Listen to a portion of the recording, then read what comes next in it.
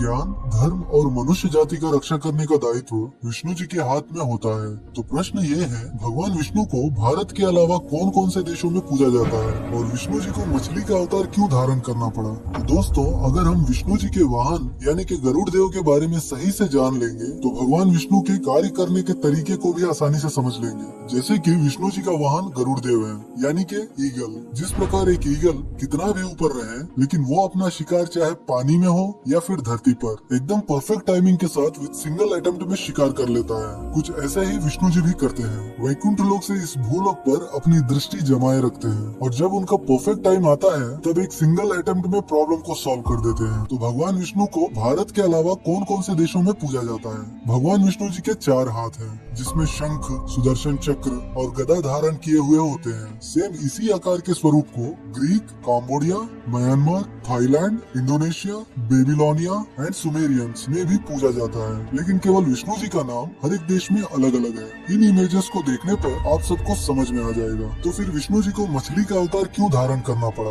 दोस्तों, सतयुग, त्रेता युग, द्वापर युग और कलयुग, इन चारों युगों को मिलाकर एक महायुग बनता है और हम सब अभी कलयुग में जी रहे हैं। और एक महायुग का साइकिल कंप्लीट होने से पहले प्रलय आता है, जिसके बाद इस पृथ्वी पर 90% जीवों का विनाश हो जाता है और इसी विनाश के बाद बचे उन 10% जीवों से नए युग का प्रारंभ होता है, यानी कि सतयुग। और ये साइकिल जब तक ये सृष्टि रहेगा तब तक ऐसा ही चलता रहेगा। लेकिन कलयुग का एंडिंग टाइम और सतयुग का स्टार्टिंग टाइम के बीच का जो टाइम है, उस टाइम को युग संधि यानी कि युग परिवर्तन का समय बताया गया है। इस युग परिवर्तन के समय ही भगवान विष्णु जी मत्स्य अवतार धारण किए थे। ब्रह्मदेव इस सृष्टि के रचयिता हैं और ब्रह्मा जी का एक दिन हम सब के लिए एक महायुग जितना होता है। ग्रंथों के मुताबिक उस समय ब्रह्मदेव के असावधानी के कारण हयग्रीव नामक राक्षस वेदों को चुराकर समुद्र में जाकर छिप जाता है। हयग्रीव समुद्र में इसलिए छिपा था क्योंकि समुद्र की गहराई में केवल अंधकार होती है और वहाँ से वो किसी को दिखाई नहीं देता। और उसी समय सत्यव्रत नामक महान राजा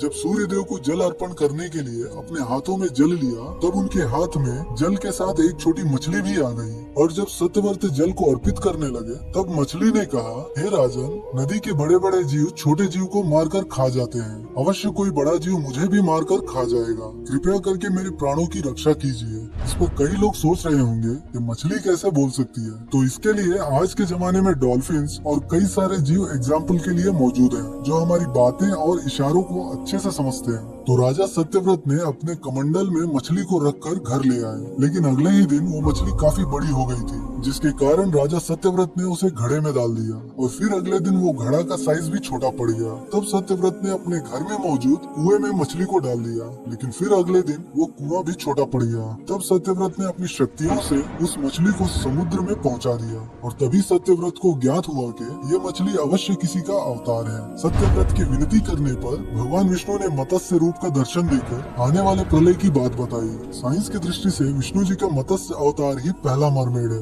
इसके बाद मत्स्य अवतार रूपी धारण विष्णु जी हयग्रीव राक्षस का संहार कर वेदों को पुनः ब्रह्मा जी के पास पहुंचा दिया और इसी मत्स्य अवतार से राजा सत्यव्रत सहित कई ऋषियों को नाव के सहारे माल्य पर्वत पर पहुंचा दिया। माल्य पर्वत यानी कि हिमालय पर्वत। राजा सत्यव्रत को मनु के नाम से भी जाना जाता है और इसीलिए कुल्लू मनाली में मनु के नाम से एक मंदिर भी मौजूद है। आप कभी हिमाचल प्रदेश को जाना तो इस जगह को जरूर देखना।